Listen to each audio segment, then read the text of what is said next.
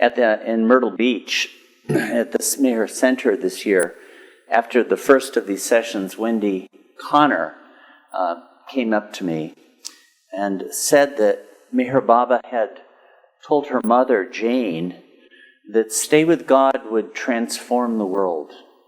And it's a book that I can believe will be of colossal importance. So this will be these sessions this weekend and next will be on this subject. I'd like to start actually by reading a little bit from the proem. It's called The Opening Stanzas. We'll be coming back to it this afternoon. Here's a picture of Francis on the Andhra Tour 1954 with Baba. But the opening here's a copy. This is Michael LePage's copy, signed by Baba. Baba actually signed the book like this for a number of people. These are the opening lines, which I'd like to read out. It's quite a magnificent opening. I hope you can read, those of you. Can you read, Rosie? Is it good? If you can't, well, that's just too bad because I can't make it any bigger. Okay. Wings toward the glaciers of Kailas, where the first fathers nourished the seed of God, and Shiva gentled Ganga, and Parvati walked by streams of living heart.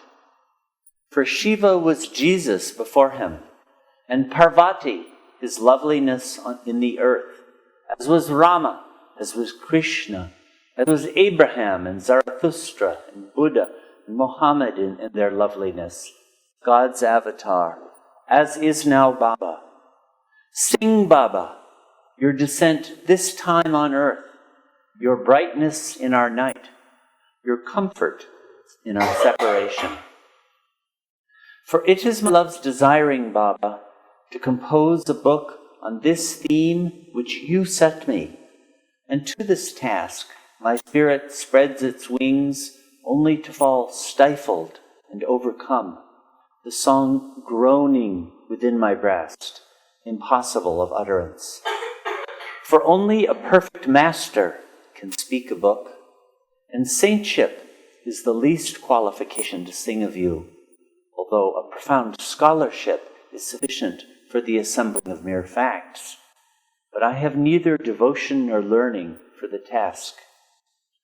In the past, you had Vyasa and Homer and Valmiki and many others who were your name and yourself, to leave your name in impassioned imprisonment of words, and saints innumerable who picked up the threads of your name's loveliness and wove them into bright patterned verses. Only if you, Baba, sustain my flight, give knowledge to my intellect, and unbind the empathy of my heart, can this work be done. Not miracle, but faith. Faith that is grace, and grace your miracle. So those are the opening three stanzas of what is really an epic. Francis Brabazon composed an epic for this Advent. Here, I wrote an introductory essay, which actually for Avatar's about. I'd like to read out a lot of this because I think that this would be in approaching Stay with God. How many people here have read it, in fact? Okay, a few have. This doesn't presuppose a knowledge of the poem these sessions are having here. So let me read out most of this. Composed at Meher Baba's directive, read out to him several times, and incorporating Baba's own additions and corrections, Francis Brabazon's Stay with God stands alone in the MeherBabaLibrary as a presentation without parallel of who the God-man is and the significance of his avataric advent. Sweeping in what it undertakes and supremely beautiful in its poetry, Francis's epic masterpiece lays a major foundation for the culture of the new humanity in the age to come. Indeed, Meher Baba himself said that it was second in importance only to God Speaks. Over the 4 days of this program, we will begin to unpack some of the dazzling riches of this multi-dimensional epic treasure palace. The poem is divided into 5 sections or books. If you look at the table of contents, you'll see Book 1, Book 2, Book 3, so forth. The first, a biographical narrative of Baba's life through the Meherabad Sahavas of 1955. That's when Baba gave Francis the order to write this book, was at the Meherabad Sahavas in that year, November of that year. The second, a love poem. The third, a poetic retelling of the divine theme in God Speaks. The fourth, a meditation on the turning that brings one to the threshold of the spiritual path and the feet of the perfect master. And the last, a sweeping survey of the cultural and spiritual history of the world, replete with commentary and criticism, as Francis proclaims and celebrates the descent of the God-man and the role that he plays age after age. Much of the program will be devoted to tracing. No, I actually, let me get something else here. This is, it says some things that, okay, I'm going to read some. I actually had pulled a different description. Okay, so Stay with God was undertaken by Francis in response to an order given to him by Baba at the Men's Sahavas program in Meherabad in 1955. Though the Sahavas was intended for Baba's Indian followers, Francis and Don Stevens, 2 Westerners, were specially invited to stay on through the 4 one-week sessions that Baba had organized for lovers of his from 4 Indian language groups. At the end of that time, Baba directed Don to write and compile what was published in 1957 as Listen, Humanity, while Francis got ordered to compose Stay with God, a title given to him by Baba himself. Back in Australia, Francis conceived the idea of composing this work in poetic form. The actual writing took him several years, during which time Baba visited Australia twice, in 1956 and 1958. When at length Francis arrived in India to join Baba as one of his resident mandali in early 1959, a year after Baba's inaugural visit to Avatar's Abode. You've heard of Avatar's Abode, right? The center in Australia created. Francis is kind of the father of Avatar's Abode, you might say. He brought the manuscript with him. Baba had it read out 3 times, and beyond these simple readings, Baba personally went over its text closely, making corrections, giving new material, and directing Francis to incorporate new elements and features, such as the philosophical foundations section and extensive notes, which help guide readers through the maze of references that saturate the main text. The back, there are, some of you who have read the book or have looked at it, there are all these textual notes explaining who some of the people are he refers to. So this was composed at Baba's own directive. Rarely in his life did Baba involve himself in a lover's or disciple's literary endeavor to such an extent. Indeed, though the hand that wrote was Francis's, one can truly say that the book is Baba's from A to Z. And while Baba would often encourage the efforts of his lovers with praise and commendation, the praise which Baba bestowed upon Stay with God was of no common order and must surely be construed as an indication of the book's future importance. According to Baba's own Mera, in letters that she wrote to Diane Dimphel during this period, we have never before seen Baba so enthusiastic. Baba says this book is a masterpiece. It is so beautifully written. To quote Baba, "He who will read this book will have read everything, and in no avataric period has a book been written about the avatar to be read by the avatar himself." Francis himself wrote in a letter in 1960, I think the highest praise that Baba gave Stay With God was, it will appeal to the highest intellect, to those with simple hearts. Really does have both head and heart. An expression of both head and heart. And when the book was released by Edwin and Shaw for Garuda Books in Australia late in 1959, Baba asked that it be distributed as widely as possible and expressed the wish that every family own a copy. Stay With God has come to stay, Baba declared. The love will touch the heart of all who read it, as no book has ever done. So clearly, Baba would sometimes shower his lovers with praise when they did something for him. But clearly, what Baba was saying about Stay With God is beyond that.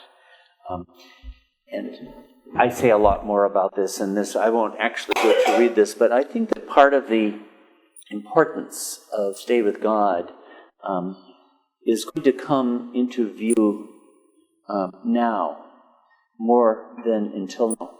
And the reason, to my mind, is this.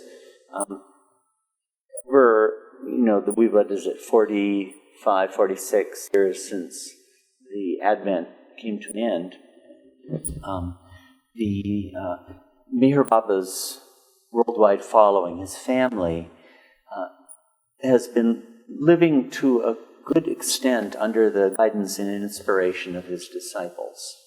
Even, in places where there weren't any living disciples in recent years, they kind of gave an example and that we tended to follow, I feel. And the regime, so to speak, has been largely determined by the style that they set, carrying it on from Meher Baba's own time. And that was a great treasure that was bestowed upon humanity through his disciples. They're gone now. That era is over. And but the Advent isn't over, and love for God isn't over, and Meher Baba isn't over. So it's now the time for his lovers to find their own, in a new way, approaches to him, at least so it seems to me. And one big part of that, to my mind, is actually consciously creating a culture directly based on the Advent. Now, it's not that we haven't been doing that until now. That isn't so. But I do think it's going to emerge in a more explicit way. And we'll have to be making conscious decisions and finding a direction with more awareness and without parent figures to guide us. I remember when I was first moved to Meherabad, I would be part of the birthday play that was done every February 25th. And from time to time questions would come up. And I would hear, Alan or Heather, who were, writing the play, say, oh, no, Mani would never like that. Okay. Well, when you've got the likes of Amani there, or an Erich, I'm on board with that. That's the way to go. But the truth is that never was the real reason for doing something or not doing something. The real reason is because it pleases Baba or doesn't. And when you have his own mandali, we'll take advantage of the guidance that they can give. But the fact is we need to do it ourselves. Well, so now we're in a situation like if somebody on cultural matters wanted to come to Meher Abode here and said, William Shakespeare is a very great playwright, poet. I would like to put on a play of Hamlet, Meher Abode. So what would you say? Or, it's sort of difficult, isn't it? Or maybe it's not difficult, but there might be some people who would really say, of course, it expresses spiritual truth. And others would say, what does this have to do with Baba, as we're not praising or knocking Baba? Or let's say a symphony by Mozart, I'm kind of bringing up, we're going to have to find our own way of what suits the culture that we're building and what doesn't. And I imagine every center every group, each person will have to find their own way through this. We can't just go run to Mani and say, Mani, he wants us to do Hamlet. Should we do Hamlet? Well, that option isn't there, you know. So what do we do and what don't we do?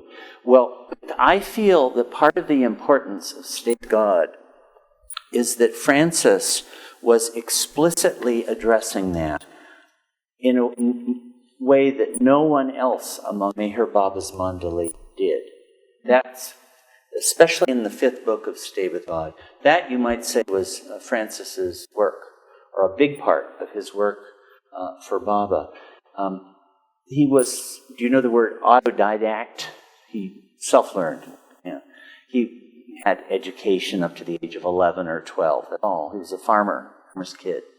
And he somehow managed to acquire a tremendous knowledge of world culture and world art and spirituality. He was quite an amazing guy. Any of you meet him? Any of you meet Francis? I didn't either. And it was part of his work for Baba, actually. Baba gave him a platform to talk about these things and give his opinion. He's a very opinionated guy. Those of you who read With Stay With God would certainly see this. If he doesn't like someone, he'll just trash them. And it doesn't matter, like some of the people, he takes a lot of people to the woodshed and gives them real thrashing. And some of those who get taken to the woodshed would include, for example, Michelangelo, or William Shakespeare, or Ludwig van Beethoven. I mean, he doesn't hesitate to go after anybody. And part of whether you agree with his opinions on those particular people or not, part of what I think really is of guiding value to us, this is just my own opinion. I'm trying to express what I think is part of the significance of Stay With God. But it really will be for Baba's lovers and Baba's family to build a culture based on him. And we should be quite fearless about it. And what really serves that purpose we should take, and what does not serve that purpose we should reject. And how to do that, I think that Stay With God really is a great illuminating beacon. Because apart from what Francis's particular opinions may have been on this subject or on that, which are always interesting, but the discrimination and groundedness in Meher Baba that he brings to bear on it will help us enormously. So when, Baba said to Jane Haynes, Stay With God will transform the world, I can see it. I really can see it, because we'll need to. How do we deal? What kind of a world, what kind of culture? I mean, I imagine at Mirabeau you must have had to deal with all kinds of stuff, or if you don't, you will. Somebody, well, I'm into this, and that, well, there are probably new things that you haven't conceived of yet. I'm sure there are. But I'm into Baba, and this is my work, and I want to do it because it's Baba's. So, well, do you or don't you, it's not easy. These aren't easy choices. There's a deep inner searching, not to question whether the person is sincerely doing that for Baba, but apart from that, should this really be part of the culture that we build on him? And every culture does it differently. You have great uniqueness, great creativity, but the inner rootedness and inner truth is the essential thing. So I think that Stay With God will be of tremendous illuminating value to the Baba world in this. And I kind of think its time is coming now, more than in the past, even though many people have read it with great appreciation and understanding over the years. But I think it's really going to start to come into its own in the period that we're coming into. Now, those of you who have been to any of these sessions before will know that you're very invited and very welcome to speak as we proceed. And if you've got questions or points you want to raise, please do. Don't hesitate. For me just to be, shooting off at the mouth, for a couple hours in the morning, a couple hours in the afternoon will become immensely tiresome. So take part. Don't hesitate. And if you don't know with God, or don't be bashful, about asking stupid questions. Stupid questions are so often questions that everybody else would really like to ask, but is too shy to do. Okay, so take part as you feel prompted to do. And this is how I've organized these sessions. Where did I put it? Sorry. Yeah. So this morning is going to be. I can't expand this, unfortunately. I don't know if you can read it. Okay. This morning will be pretty well introductory to Francis Brabazon himself. So an introduction to Stay With God, its author, textual history, and organization. A preview of the program, the vision of Stay With God and its possible significance as a tool in MeherBaba's work for humanity, the life and literary oeuvre, that's the literary work of Francis Brabazon, the making of the book, a literary history of Stay With God, and the organization of Stay With God, a survey of the book and its parts. So this will be kind of giving a picture of overview of Stay With God. Okay, we'll get to these things presently. This afternoon, Stay With God is divided into 5 books, right? So the first one is a biography of Meher Baba through 1955. And of course, that's when Baba gave him the order to write the book, so he didn't attempt to carry his biography beyond that point. But let me just say now that year, I think that year is a significant one. Meher Baba had concluded his new life in 1952, and in the new life, the avatar of the age became a seeker, an ordinary seeker of God. He set aside godhood and became an ordinary man, so to speak. With the conclusion of the new life, Baba resumed his old life status, and that culminated in 1954 February with his declaring himself publicly to be the avatar of the age. So just the year before this order to Francis, Baba had presented himself as the avatar. But some of his disciples knew that already, to tell the truth, even in the earlier years. Even in 1931, Baba told some of his Western followers that he was the Christ, but he hadn't done so publicly.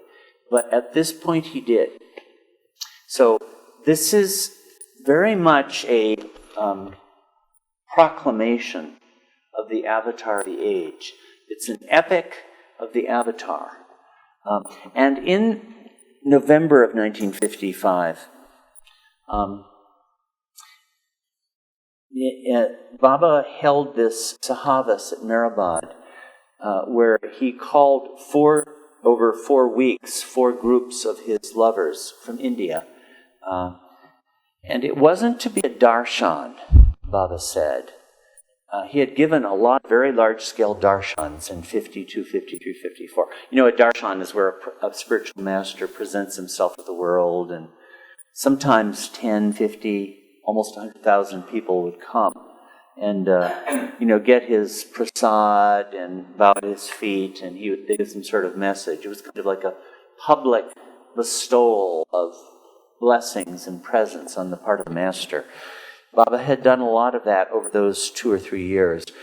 The 55 Sahavas was not that. It definitely was not. Baba wanted it to be Sahavas, which was the company, the intimate company and presence of him as the divine beloved. He was the avatar of the age, but he was showing himself to this group as the beloved with intimate exchange between lover and beloved. Okay, so Francis and Don Stevens were the 2 Westerners who were allowed to take part in that. at the same time, exactly, the very same month, November 1955, God Speaks was published. And God Speaks is exactly the opposite. It's the impersonal God. It's God, the universe, the creator, sustainer, dissolver of the universe. Those of you acquainted with God Speaks, I imagine most of you have probably, read it or butted heads with it from time to time. It has almost nothing to say about love. It's the God creating, sustaining, destroying the universe, and the journey of the soul through the universe, all of that. So at the same historical moment, we have a co-arising, an appearance of Baba in his most personal aspect and in his most impersonal aspect. Do you see what I mean? So it's sort of like both sides showed themselves right then. This is directly mirrored in the structure of Stay With God, as we'll see. So I think this historical moment that Baba gave this order to Francis and also gave the order to Don Stevens to do this in humanity was a special one and a distinctly significant one. And it's central to the whole structure of the book. So the book one then, which is an epic biography, and it is an epic, we'll say more about that presently, is covering this period up through 1955. So I wanted to look this at, okay, I won't go through this in detail. We'll look at this afternoon. Tomorrow morning is book 2, which is the love song of John Carey. Tomorrow afternoon is book 3, which is a poetic retelling of God Speaks. Okay, I'll go over the table of contents in a minute and say a little more about this. And next week, I have this wrong. It's actually this will be shuffled. This will be a concert, musical concert here with myself and Greg, Gay, and Elaine and Brendan taking part. But we'll be looking at the rest of Stay With God. The last 2 sessions devoted to book 5, which is more than half the poem is book 5, and it's a vast survey, I don't know how to describe it, of world culture, world history, and art in particular. And it's a retruing of art and culture God, you might say. He's critiquing the history of art and proclaiming what it means to stay with God in the art and culture and human life. It's quite a huge intellectual, artistic undertaking. Anybody interested in art in the Meher Baba's world, this is really the go-to place, I think. In its totality, this is a kind of book that I have a hard time imagining anyone else will replicate for hundreds of years. In the Christian civilization, let's say, a magnificent poetic achievement like this might be Dante's Divine Comedy, or something like that. You don't get these very often. And I think Baba has arranged that we already have something on that order in Stay With God. And I don't imagine it will be equaled for a long, long time. So those are a few words in general introduction to Stay With God. Anybody want to bring up anything at this point?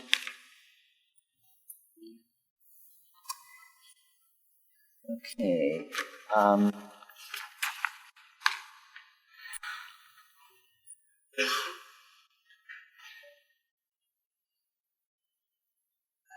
thinking, since most of you hadn't read, I won't say too much about this, but one aspect of Stay With God that is some people have difficulty with, I wanted to speak to that for a minute. Let's see. Is this the right one?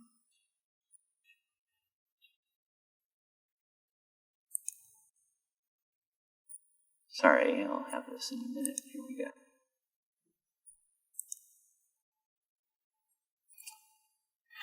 Not everyone likes it.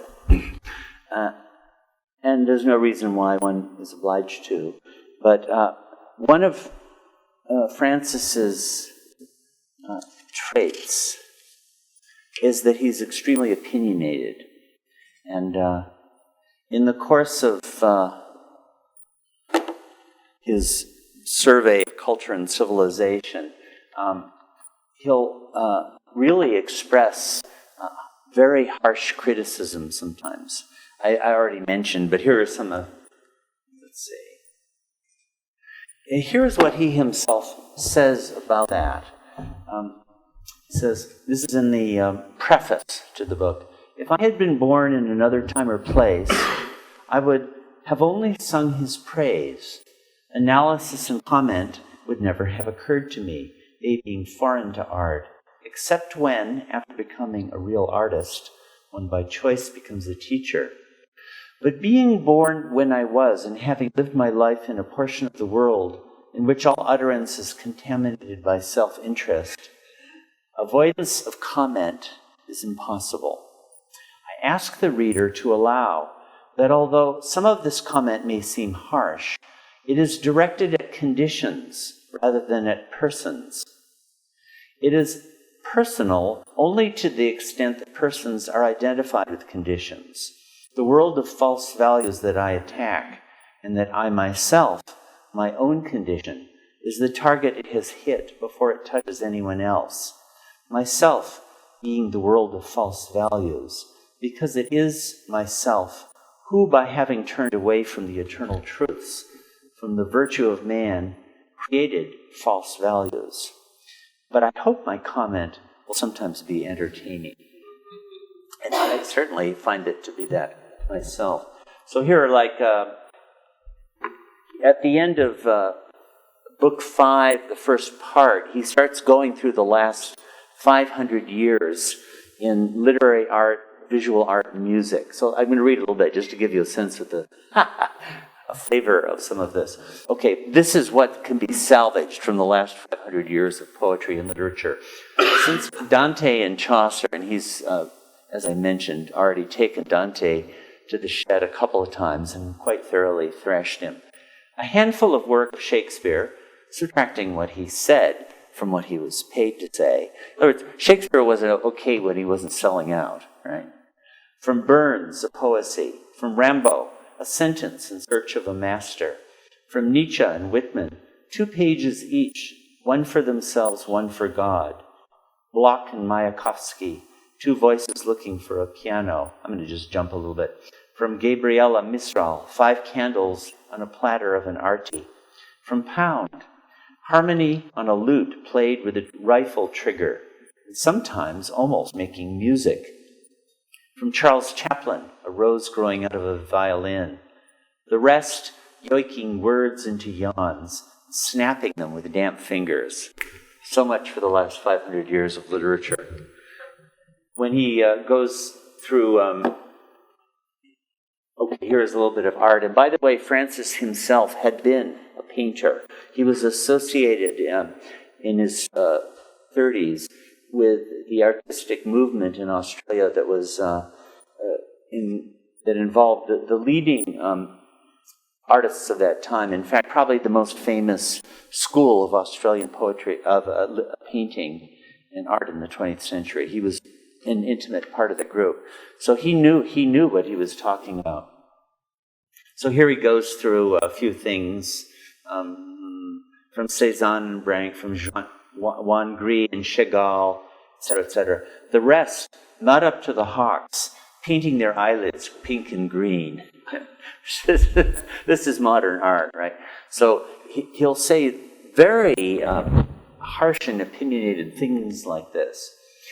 And at the end of it, surely a niggardly total, 5 drops of milk strained out of 5 million buckets of blood. The night, strong steel and hard concrete, and our hearts, deserts of spent foam, a wind and a rain of fire. Okay, now here's when one is engaging this aspect of Stay with God, you know, the very severe critique to which he subjects many famous historical figures and great artists. I would have these thoughts about it. It's the point, I don't think anyone is under any expectation to accept Francis's opinions on all these things. That really isn't the point. But what I do really feel is the point of view from which he's coming is very deeply insightful. Like, let me take the case of Shakespeare, just because I know Shakespeare well and have great admiration for the guy. Okay, he said, you know, a handful of work from Shakespeare, subtracting what he said from what he was paid to say. Okay, in other words, well, I do know what he's talking about. And this has been a criticism that Shakespeare got, that Shakespeare didn't really have a worldview very much that he was advancing. He kind of accepted the worldview of his age to a large extent, and within that context was giving these life plays, these life scenes, acting themselves out. And what Francis would say about that time is that the whole civilization had done this. The civilization was turning away from God. It began at that time. He has a lot of comments about the Renaissance in that respect. Now, without any personal disparagement of Shakespeare, that is true, in fact. Whatever one thinks about a lot of these individual people, I think that many people nowadays would agree that our civilization has turned away from God. Wouldn't you agree with that? I mean, God has really been pushed out. And when you look at the spectacle of the world nowadays, you know, we're not living on divine values in the main part. And you could ask the question, well, how has that happened? How has that happened? Well, Stay with God is looking at many ideas, attitudes, values, and looking at how God got pushed out of the picture and what is entailed in retruing civilization and on its real foundation. The title, Stay with God, was given to him by Baba. And that really is the work of the book. What do we do to make our civilization, our culture, and our values founded on God and stay with God? So if you read it in that way, and don't worry about whether you agree with the opinion or not. Some people don't care. I personally find it to be quite a bit of fun. But if you don't, I would suggest don't worry about that part of it, but look at the point he's making. He's always got a very deep and insightful point, and he's got a very keen eye for what he's talking about. So sometimes when you're dealing with a great spiritual figure like that, you know, a person might, you know, be very irascible, or if you're under a Zen thing, he'll give you a thrash with his switch, or, in other words, you have to deal with a lot of that. Well, it's worth it with Francis, because you're going to get a tremendous inner education. Anyway, that's some of my feeling about it. Here's this passage illustrates some of this. He takes Dante to task, and Beethoven too, as a matter of fact. So let me read this. This gives an idea, I think, the inner point he's trying to make. The greatness of, you see, with Dante, have any of you ever read Dante? Divine Comedy. It's one of the supreme works of literature, and it's a vision. Dante goes on a journey through hell, purgatory, and paradise. And he sees all the layers, the Borgias, and hell, and the torments of the souls there, and so forth. Well, Francis didn't like it. Didn't like it that Dante was pretending to have known things that he couldn't have known, and pretending to be a prophet when he was not one. Like he put the prophet Muhammad enduring the tortures of hell, for example, which Francis didn't care for. That aspect of he didn't like. Okay, the greatness of Dante was not in his vision of the three worlds, but in his experience of Beatrice. Beatrice was the beloved in Dante's poetry.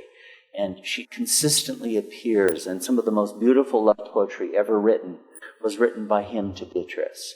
That's the element in it that Francis likes. The greatness of Beethoven was not in his symphonic embracements, but in the quartet and piano communings with his beloved. When love approaches a man, he becomes silent, except for thou. From thou rises millions of words or notes, which he weaves into patterns pleasing to his beloved's ear. This is what art is about. The world now knows not this art. There is a way which the masters proclaim, which the saints enjoy, in which the artist, with the industry of a child, plays and prattles, beginnings of love speech. As he grows older, his father sends him out into the world of the way, where he becomes a hero, then gives him work to do, by which he becomes an artist of self. And by art, Francis means something much more than the narrow sense of art we would usually associate with it. What Francis really means is bringing higher values into expression in life. And in that sense, everyone is an artist. He very clearly means that. Let me read you. This is the beginning of Book 5 of Stay With God. Once men sang purely in the work of their hands, in the speech of their mouths. They knew that Avatar and the perfect masters were the only God on the earth, and that saints were the doors to him. By God men lived, and his name wrought their works. They went not out to labor, nor sat down to meat, without song attending. The leftover scraps of their singing we have gathered into our galleries and libraries to worship or stare at. The caustic element coming in there. So it's like when you sit down and eat your food, that's art.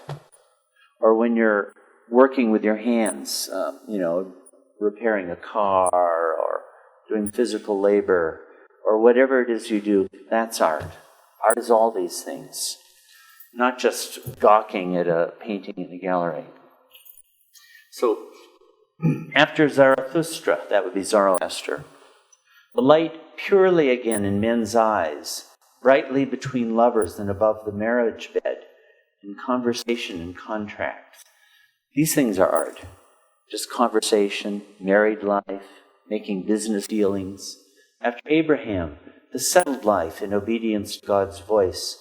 Consequently, friendship between men. Who had what to fear from whom? The tent pitched or struck at his word. I do not bow down before that which rises and sets. After the wanderings of Rama and Sita and Lakshman, the pure dignity of women established, and brotherliness without jealousy, and so forth. I don't have the rest of that.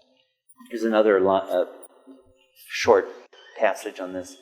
Learned men, able to read hearts, and the signs of God, in the wind, in the fire, in the green earth, capable of writing the word love into the work of their hands, their swordsmanship and plowing, their pots in which they drew water and cooked their food, and offered sacrifice to God.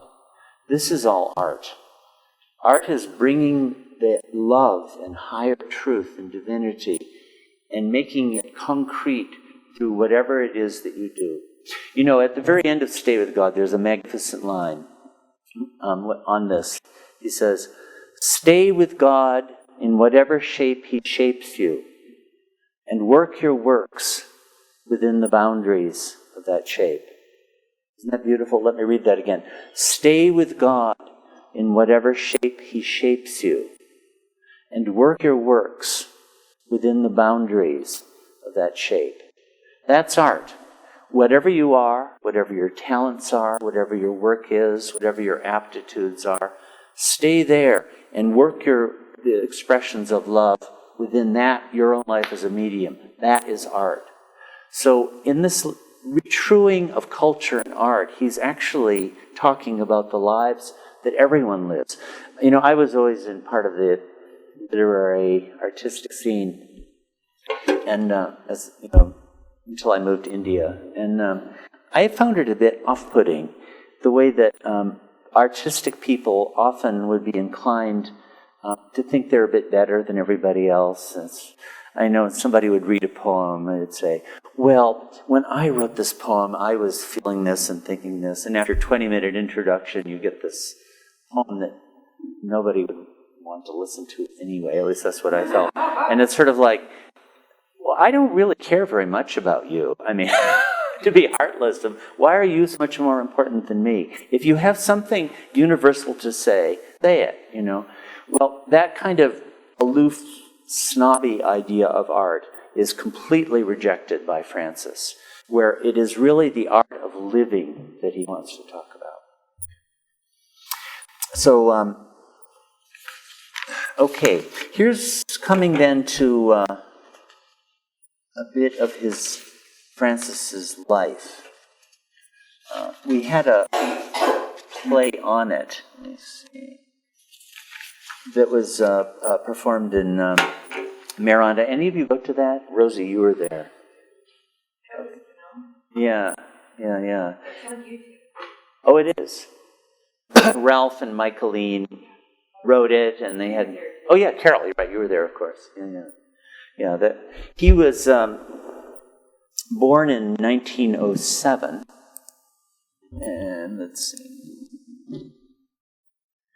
He was actually, this is a poem of his that's actually kind of a impressionistic, poetic autobiography. It's out of print right now, unfortunately, but I find it to be really quite beautiful. But it gives a feeling for all of this. He was actually born in London in 1907, and his parents were very well educated. I think his father was a Fabian, into William Morris, with a lot of cultural, literary, progressive interests, that kind of a thing. And when he was 5, the whole family moved to Australia. I think his parents had the idea of returning to a simple way of life and, farming and all of that. And one of the things that they did discover was that farming is not easy. I don't know if any of you have ever done it. I never have. And it was very hard to make a go of it. They really didn't know a thing about it. But they bought some property down in South Australia, Victoria. The largest city in that general neighborhood is Melbourne, although they were definitely out in the country. But he grew up as a farm boy, plowing the fields, trying to make their crops. Yeah, good to see ya. And he got very little formal education. It was like a little town, Glendower, I think it was the name of it. And there'd be like a one classroom school, and he got schooling up to about the age of maybe 12 or so, and then that was it. And then he had to leave and work on the farm, and his father was kind of, one gets the impression, not in all ways the most practical man who ever lived. And to try to support the family, he would sell insurance, so he was often away from home. And when they were about 12, his father left the farm and moved to Melbourne to open a bookstore. So the kids were actually left there alone, maintaining the farm, a secondhand bookstore. And they struggled on for a couple of years doing that. And they were afflicted by rabbits and afflicted by drought. And finally, it just became impossible. And they wound up selling the farm, and I think they came away with about £5 each. Here are some pictures of Francis, and I wanted to read a little bit of his description. So that's a really important part of who Francis Brabazon is. He grew up in a very rural setting and was a very hard physical work was what he knew as a kid. And I understand that when my generation showed up, I wasn't among them, but Avatar's Abode in the early 70s, you had to work. Half the day was spent on hard physical work on Avatar's Abode. Have any of you ever been to Mayor House in Sydney? Anybody have been there? Any of you ever been to Avatar's Abode? Okay, Sam has been.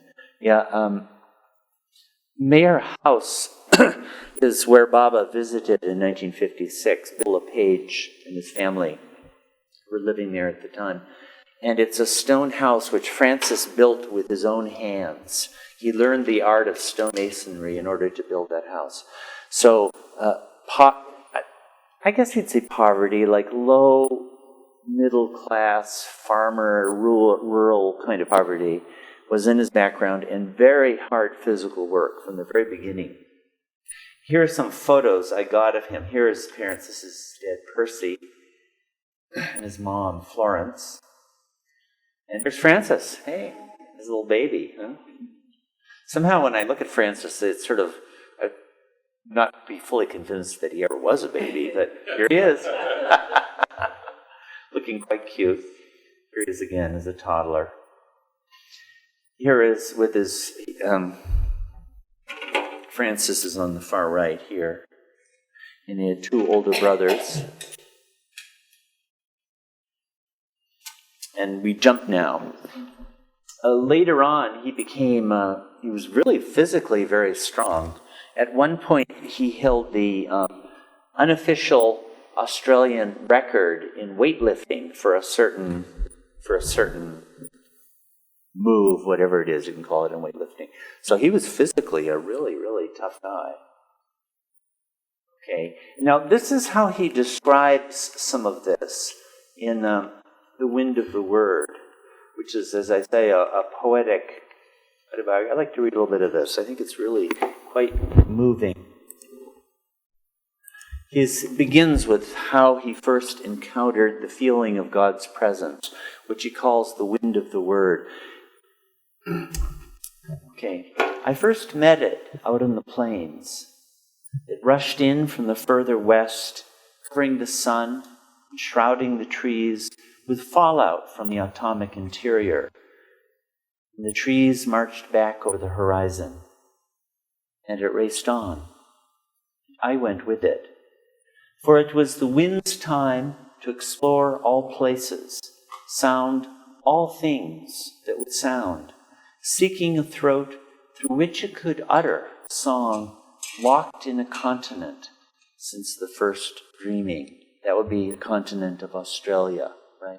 The expression that Australia, the continent, the land itself, was searching for a voice of this new advent. It hadn't found, the existing culture was not expressing what was in the soul of the place.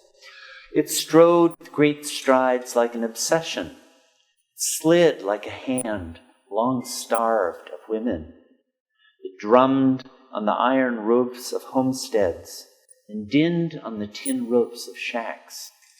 It seethed around the shiny filling stations of petrol and beer and whistled over the graveyards of cans, old cars, and bedsteads, and went on. It reared up over the coastal range like 1,000 unbroken horses. There's a coastal range in eastern Australia, pretty well going a lot of the length of it. Couple 1,000, 2,000, 3,000 feet high, something like that. And the eastern part of it, because of that range, gets some rain. And when you get to the inland, you're in the outback, which is very arid. It reared up over the coastal range like 1,000 unbroken horses and hurtled down like a field of Grand Prix cars out of control, tearing up trees, ripping down telephone lines, and lost itself for a while among the banging doors and rattling windows in the suburbs of the city.